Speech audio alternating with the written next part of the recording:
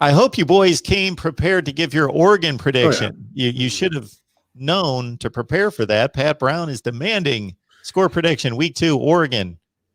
Come on, Pat. Give us Ohio State 38, Oregon 24. Trust you enjoyed it. There it is. That's exactly the score I was going to give. I mean, that's the score like, that I think makes that's sense about right what now. the Miami. I always kind of default to whatever that Miami game was back in 2010. 37-24. Yeah, that's just your vintage. Bring in a name school. Middle of the road, probably ranked anywhere from 10th to 20th, and that's your final score. Ohio State by 2 touchdowns in a relatively high-scoring game, entertaining game. Each team makes some plays, and it's a fun game. And yet, Ohio State grinds it out with the running game in the second half. Plays great defense, and that's that.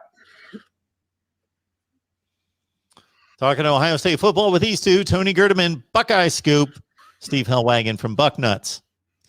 I mean, non-conference games at home in the last 20 years, I mean, that's a great 20-year period of Ohio State football. They would have lost to Oklahoma, Virginia Tech with Urban Meyer, and that might have been it. And USC? then USC was with Jim Tressel was still the coach in the late 2000s. And other than that, those may be the only 3 in the last 20 years, unless I'm missing one somewhere. Texas with Tressel, yeah. So there's 4. That may be it.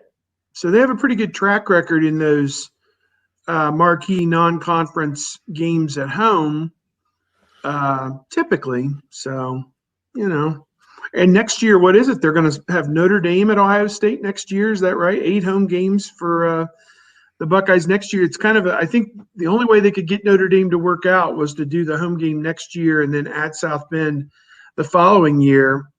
And it doesn't work out for Ohio State because it gives them 8 one year and 6 the next. But, as long as you have the 8 the first year, you can put that money in the bank and put it on the following year's tab when you only have 6, I guess. But, you got to make those ends meet.